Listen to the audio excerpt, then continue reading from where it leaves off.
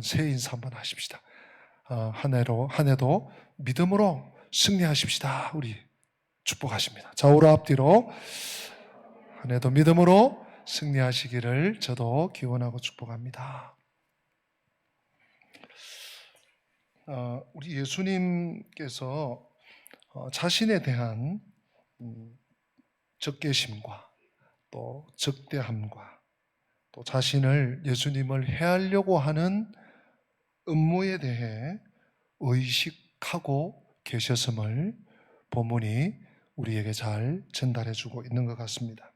1절 보니까 그 후에 6장을 끝내고요. 그 후에 예수께서 갈릴리에서 다니시고 유대에서 다니려 아니하심은 유대인들이 죽이려 함이러라.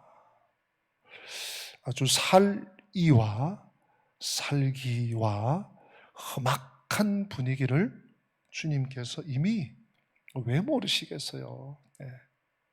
그냥 단순히 십자가에서 만인의 죄를 구속하기 위해서 죽으신 죽음만이 아니라 주님은 공생에 사시면서 이런 위협과 정말 전쟁 같은 전운이 감도는 그런 환경, 분위기, 상황 속에서 사셨음을 우리가 좀 읽을 수 있는 것 같습니다.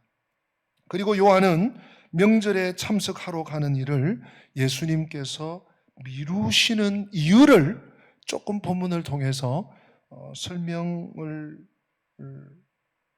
하고 있다는 것을 우리가 또한 느끼게 됩니다. 때는 이제 초막절이 다가오고 있는 것 같아요. 이 초막절은 유대인의 아주 중요한 절기입니다. 절기다 그러면 우리는 그냥 추석 명절, 우리의 절기로 치면 초막절 추수 다 끝내고 수장하고 장막 다 거둬들이고 텐트를 치고 초막을 짓고 일주일을 거하는 그런 절기니까 추석에 해당되겠지만 우리 종교적인 그런 절기니까요. 우리로 치면 추수감사절이라고 할 수 있습니다. 근데 추수감사절을 일주일 동안 지키는 거죠. 그것도 천막을 쳐놓고, 오늘 현대야 천막이지만 초막, 풀로 이렇게 지프로 우리식으로 하면 대충 그냥 만들어 놓고 장막에 거하는 거예요.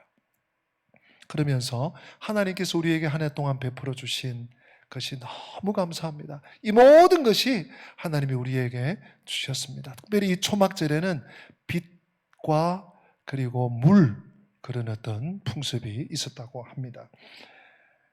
이 초막절은 유대인들에게 상당히 중요한 절기일 뿐만 아니라 인기 있는 절기였습니다. 그래서 가능한 한 많은 사람과 접촉하기를 원하는 사람은 누구나 이때 예루살렘에 나타나는 것이 가장 좋았습니다. 물론 의무적으로 유대인 남자는 무조건 3대 절기 있지 않습니까? 3대 절기 때는 다 올라가요. 3대 절기 중에 하나가 초막절이거든요.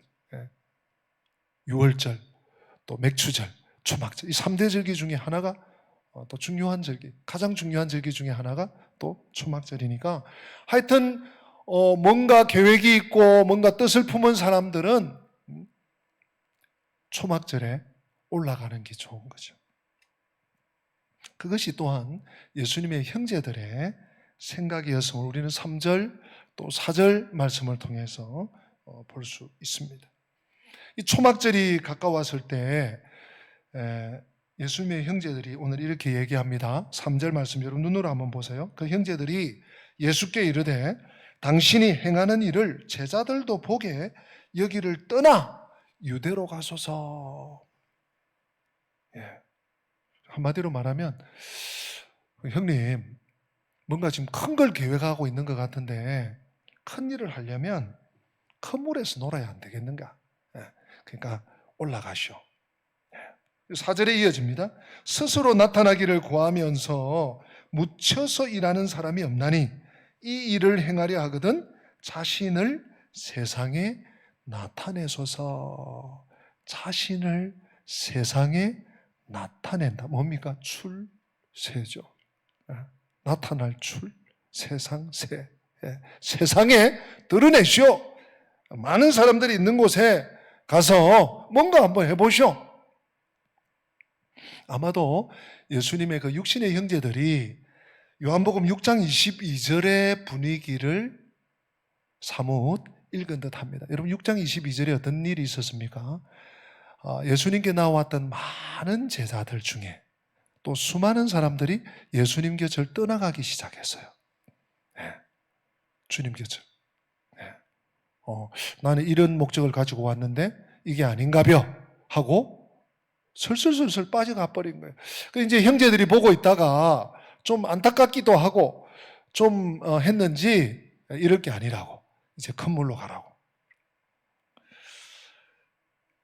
이게 일반적인 시간. 우리 오늘날도 보면요, 사람들 나면 서울로 보낸다고.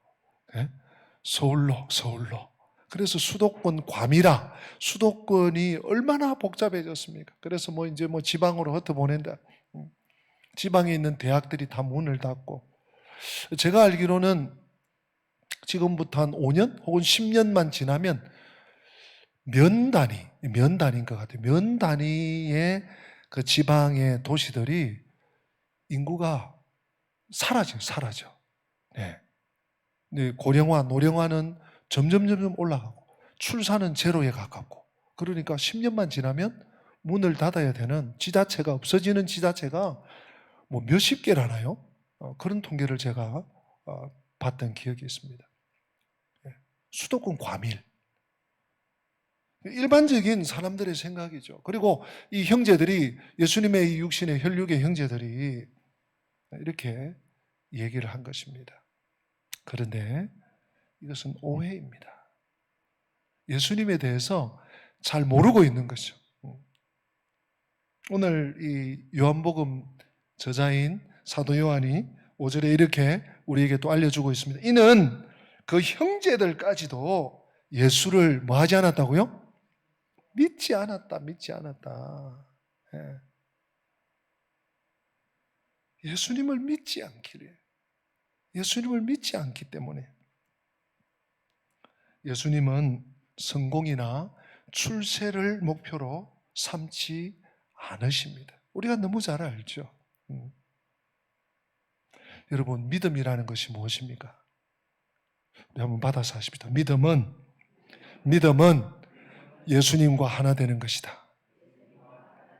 한 번 더, 믿음은 예수님과 하나 되는 것이다. 하나가 뭡니까? 여러분, 한 몸 되는 거예요. 한 뜻을 품는 거예요. 한 길을 가는 거예요. 그래서 우리가 지난 주일에 우리 인생은 여행인데 신앙생활, 믿음생활은 예수님과 함께하는 여행이다. 제가 그런 요지로 말씀을 드렸죠. 그 믿음이라는 것은 예수님과 하나 되는 거예요. 한 마음 되고, 또 예수님의 말씀을 내가 먹으니까 한 몸 되고, 늘 예수님과 동행하고. 그러면 예수님과 한 몸, 한 마음, 하나 된다는 것이 뭡니까? 예수님의 마음을 내가 소유하고, 예수님의 시각으로 또 사물을 보고, 예수님의 비전을 내가 공유하고. 그래서 여러분, 성경적 가치관이 너무 중요한 거예요. 특별히 오늘 이 시대에, 이 혼란하고 혼미한 세태, 모든 것의 중심이 자기에게 있는 자기, 너 이런 시대에 우리의 가치가 예수님께 있다는 거예요. 얼마나 참 놀라운 것인지 모릅니다. 믿음이 없으니까 이 형제들이 말입니다. 늘 예수님을 곁에서 보고 밥도 먹고 하는 형제들이 자기들 생각만 하는, 그리고 자기들이 지금 추구하는 또 일반적인 대중적인 그런 것들, 그런 욕망, 그런 욕구들을 추구하고 있는 것이죠. 그래서 이런 말이 이 3절, 4절, 이제 초막절이 다가오는데 큰 뜻을 품었으면 좀 큰 물로 좀 가라고 하는 이 얘기가 예수님을 위하는 듯 하지만 아닙니다. 오히려 우리 형님이 잘 되면, 우리 큰형님이 잘 되면 뭔가 콩고물이라도 나에게 떨어질까 싶은 마음이 있는지 모르죠. 예수님의 능력이나 이 사역을, 그 영향력을 힘입어서 자기 유익을 추구하고 싶은지도 모르죠. 이런 것들이 여러분, 자기중심적, 사실 신앙생활이라고 하기도 참 어렵습니다. 이 종교생활의 폐해라고 할 수 있습니다. 여러분, 믿으면, 우리가 참 믿음에 거하면, 참 믿음의 삶을 살아가면 삶의 이 중심이 바뀌는 거예요. 예. 삶의 중심이 바뀌고 방향이 바뀌는 거예요. 신앙생활은 중심이동이죠. 우리 받아서 하면 신앙생활은 중심이동이다.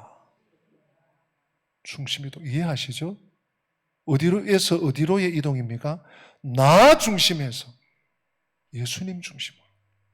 모든 것을 나 중심의 관점과 가치와 생각과 판단에서 예수님 중심으로. 내가 어떤 말을 할 때, 내가 어떤 행동을 하려고 할 때, 내가 어떤 목표와 계획을 설정하려고 할 때 주님이 기뻐하실까? 주님이 이것을 사인해 주실까? 하나님께 영광이 될까? 또 조금 더 생각한다면 교회에 참 유익이 될까? 덕이 될까? 예, 우린 또 공동체 생활을 하니까요. 교회 다른 성도들에게도 또 유익이 될까? 좋은 일일까? 이런 생각을 하게 되는 것이죠. 그 신앙생활은요, 중심이동이에요. 예. 두말할 것도 없어요. 우리 예수님은 출세, 세상에 나타내소서 출세죠. 출세가 아니라 언제나 사람들이 얼마나 많이 모였느냐, 얼마나 많은 사람들이 내 말을 듣느냐, 얼마나 많은 제자들을 내가 모았느냐, 이거 아니에요. 언제나 주님 나라는, 하나님 나라는 겨자씨에서 출발합니다. 보이는 듯, 보이지 않는 듯, 있는 듯, 없는 듯, 아는 듯, 모르는 듯. 주님은요, 출세가 아니라 사명을 위해서, 즉 하나님의 뜻을 따라서 하나님의 때를 쫓아서 살아가셨죠.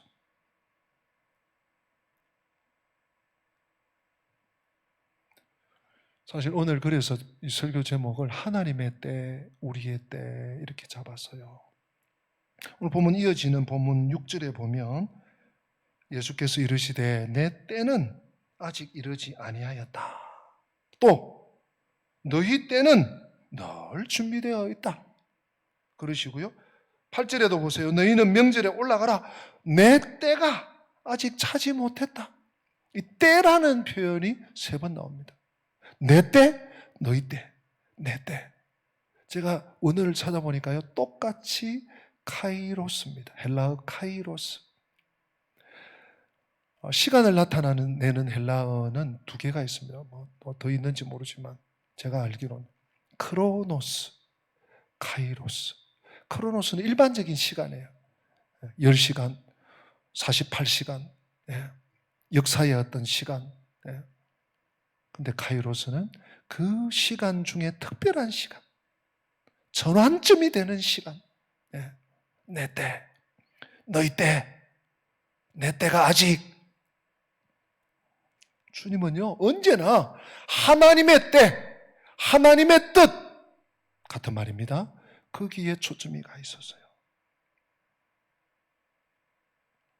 인기나 부나, 사람들이 얼마나 많이 나를 알아주고 영향력을 미치고 내 말 한마디면 다 그냥 알아서 하고 이런 것이에요. 사람들은요, 이 세상 사람들은 거의 다 출세를 꿈꿔요. 출세. 얼마나 내가 영향력을 미칠 수 있느냐, 얼마나 내 말이 뭔가 힘이 있느냐, 얼마나 내 위치와 지위가 뭔가 좀 그래도 급이 되는가. 여러분, 거기에 우리가 같이 뭐라고 할까요? 우리의 보조를 맞춘다거나 세상적 가치와 세상이 추구하는 어떤 출세지향적 세상적 가치에 우리의 마음을 두면 참 어려운 일이 생길 수 있습니다. 부작용이 생길 수 있고, 특별히 우리 교회 공동체 안에 그러한 흐름이 있다면 굉장히 지양해야 됩니다. 만약에 내가 어떤 계획을 가지고 내가 어떤 야망을 품고 그것이 성취돼서 이루어져서 여러분 거기에 만족이 없습니다. 거기에는 자유가 없어요. 내가 큰 뜻을 품어서 그 어떤 정상에 올랐다고 합시다. 예, 정상에 오르면 바로 곤두박질이에요. 거기에 아무런 생명이 없어요. 거기에 아무런 만족이 없고요. 잠시 내가 그래도 해냈다. 성취감이 잠시 있을지 몰라도 바로 이어지는 것이 뭡니까? 허무. 내가 이거 하려고 밤잠 안 자고 그렇게 내가 다른 사람들 짓밟아가면서 내가 이 일을 했던가?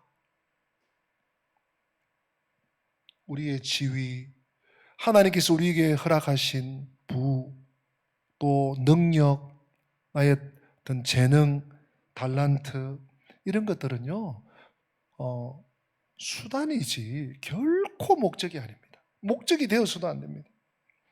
그것을 가지고 하나님께서 나에게 주신 그 모든 것을 가지고 무엇을 했느냐? 무엇을 했느냐? 그것을 어디에 사용했느냐? 이것이 중요한 것이죠. 그래서 우리는 언제나 사명을 위해서 살아야 됩니다. 사명. 하나님께서 나에게 주신 사명. 하나님의 때죠. 나의 때가 아니라, 나의 뜻이 아니라 하나님의 뜻. 이것이 믿음입니다. 이것이 믿음 있는 성도의 마땅히 걸어가야 되는 걸음입니다. 우리 예수님은 항상 때를 염두에 두십니다. 때를. 네. 자기 생명을 바쳐 인류를 구원하는 이 십자가 희생의 시간. 그때가 언제인지. 하나님이 정하신 때가 언제인지. 네. 하나님의 길을 늘 선택하는 거죠. 어떤 의미에서 예수님께서 예루살렘에 입성하시는 것도 자신이 어떤 더 많은 사람들을 모아드리기 위해서, 더 많은 사람들을 제자 삼기 위한 게 아니에요. 성공의 발판을 놓기 위해서가 아닙니다. 하나님 아버지께서 주신 그 사명을 감당하기 위해서 가는 길이 예루살렘 행이에요. 초막절에 올라가시고 6월절에 올라가시고 물론 절기도 함께 하시지만 여러분 마태복음 4장과 또 누가복음 4장 똑같이 4장이네요. 4장에 보면 마귀가 사탄이 예수님을 시험하러 옵니다. 네.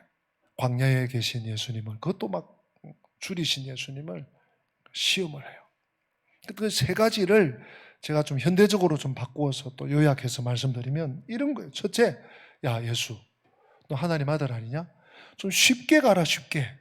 뭘 그렇게 지질이 궁상 뭘 고민하고 고뇌하고 마음 쓰려하고 쉽게 가 쉽게. 그렇게 시험해요. 둘째, 야 너 그러다가 죽으면 끝이야. 너 성공을 위해서 살아. 성공하는 인생을 살아야 될 거 아니냐? 성공을 위해서 해봐. 성공하라. 세 번째가 뭡니까? 야, 너를 위해서 살아. 너를 위해서 해. 언제까지 그렇게 희생하고, 언제까지 그렇게 헌신하고, 언제까지 너는 짓밟히면서 하나의 미랄도 좋지만 그러면서 살 거냐? 너를 위해서 살아. 세 가지. 쉽게 살아라. 쉽게 가라. 성공해라, 성공. 네. 너 자신만을 위해서 좀 살아라. 오늘도요, 광야에서 예수님의 귀에 예수님을 찾아와서 속삭이던 그 마귀는요, 오늘 우리의 삶에 계속 속삭여요.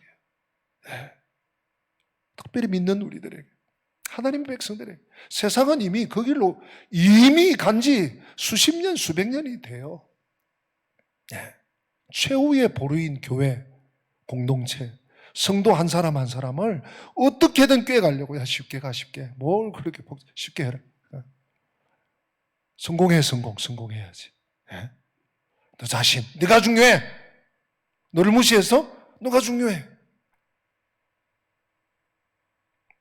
그거 아셔야 됩니다. 오직 성공만을 위해서 사는 사람은 행복하지 않습니다. 행복할 수 없습니다. 행복 못합니다. 그러나 사명을 위해 사는 사람, 하나님께서 나를 왜 이 땅에 부르셨는지 하나님의 때, 하나님의 뜻, 거기에 관심 가지고 사는 사람 행복해요. 왜요? 우리 지난주에 말씀하고도 연결됩니다. 그런 삶을 사는 사람은 예수님과 여행하고 있는 거예요. 지금 상황과 환경과 여건을 초월해서.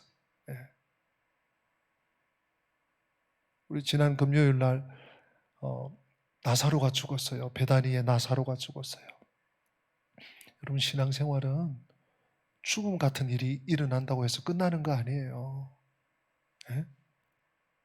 넌지시 나사로 죽은 오빠 생각하면서 마르다가 주님이 옆에 계셨으면 이런 일이 없었을 텐데 하고 살짝 좀 불편한 심기를 보이기도 해요. 자, 우리도 그렇죠.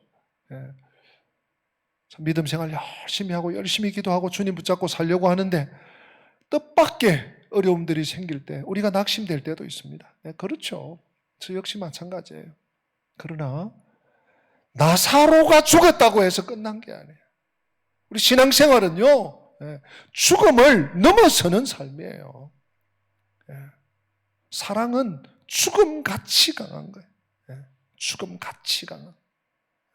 어떤 의미에서 사랑은 죽음보다 강한 거예요. 누가 사랑입니까? 무엇이 사랑입니까? 하나님은 사랑이시라. 하나님 사랑. 예수님. 하나님 자체이신, 지존자이신 예수님이 사랑이신, 그 사랑이신, 그 능력이신, 그 권력자이신 예수님과 함께 지금 여행하고 있어요. 그러니 어려운 일이 닥치고 험산 줄령이 내 눈앞에 있고 정말 내 두 손 두 발 다 들었다, 어렵다 했더니 더 큰 태산 같은 일이 생겼다. 거기에 좌절하고 낙심하고 무너지지 않습니다. 왜? 이미 여행해 왔고 지금도 그 주님과 그 내 인생의 주인이신 예수님과 여행하고 있기 때문에. 그래서 로마서 12장 2절 말씀 새해에 잊지 마시기 바랍니다. 너희는 이 세대를 본받지 말고 오직 마음을 새롭게 함으로 변화를 받아 하나님의 선하시고 기뻐하시고 온전하신 무엇이요? 뜻이 무엇인지 분별하도록 하라. 우리는요, 상황을 막 이겨보려고, 내 상황과 한번 내가 싸워보려고, 내 운명과 한번 내가 지금 한번 겨뤄보겠다. 아니에요. 뜻을 분별하면 돼. 하나님의 무슨 뜻요? 선하시고 기뻐하시고 온전하신 뜻이에요. 누구를 향한? 나를 향한. 하나님의 뜻만 분별. 이게 필요해서 이 고난이, 이 풍랑이, 이 풍파가, 이 거센 물결이 필요해서 나에게 보내주셨구나, 하나님이 허용하셨구나, 기다리면 되는 거예요. 벗어나려고 그 외투를 벗고 모자를 벗고 뜻을 분별하면 돼요. 믿음은 하나님의 때를 따라 사는 것이에요. 자, 한번 받아서 합시다. 믿음은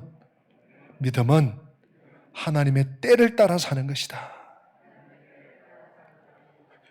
그거예요. 나의 때가 아니에요. 속지 마세요, 여러분. 왜 나는 이렇게 안 풀리지? 이제 좀 잘 될 때 되지 않았나? 내가 뭘 잘못했지? 물론 우리 회개는 매일 하셔야 돼요.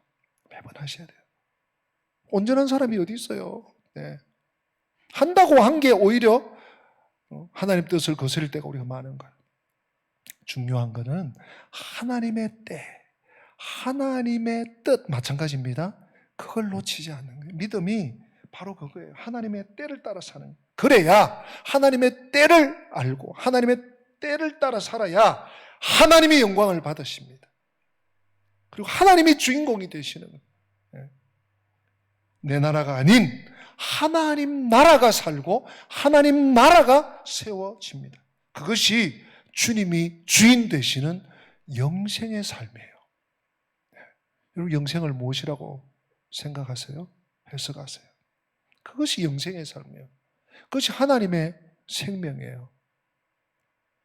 하나님의 때를 따라 살지 않는 시간은 여전히 내가 주인 되는 삶이에요. 목사님, 이래봬도 제가 하나님 믿습니다. 내가 예수님 제자입니다. 근데 여전히 나의 때에만 관심이 있어. 네. 나의 뜻만 추구해. 나의 계획만, 나의 야망만 수두룩해. 말하고 자기가 생각하는 거하고 틀린 거예요. 속고 있는 거예요. 자기 자신도 어쩌면 속고 있는지 몰라요. 여전히 내가 주인인 인생이에요. 영생의 삶이 아닙니다. 그것은 땅의 일만 생각하는 멸망의 길이요, 멸망의 삶입니다. 자기 때에만 언제나 초점 맞추고 자기 뜻만 쫓아 사는 삶, 불쌍한 삶이에요. 우리는 이제 새해가 시작됐습니다. 며칠 안 됐죠? 지금부터라도 오늘 이 예배를 마치고 예배당 문을 나가는 그 순간부터 신실하게, 진실하게, 진지하게, 거룩하게, 여러분 한 분 한 분은 누가 뭐라고 해도 거룩한 하나님의 자녀예요. 사탄도 흠집낼 수 없는, 내가 주 예수 그리스도를 나의 주, 나의 생명, 나의 하나님으로 인정하고 믿고 따른다면 신실하게, 진실하게, 날마다 변함없이 끝까지 하나님의 때를 따라 하나님의 뜻을 좇아 살아가는 우리 성도 한 분 한 분 되시기를 주님의 이름으로 부탁드리고 축복합니다. 우리 다 함께 기립하십니다. 오늘 말씀을 마음에 안착시키면서 신실하게, 진실하게 우리 가사의 뜻을 음미하면서 찬양합니다.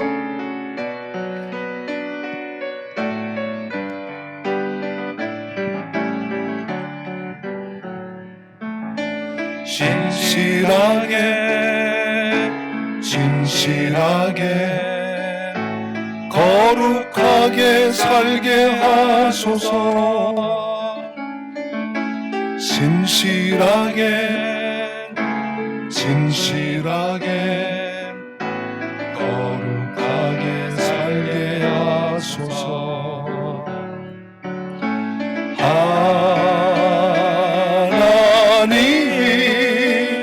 나의 마음 만져주소서.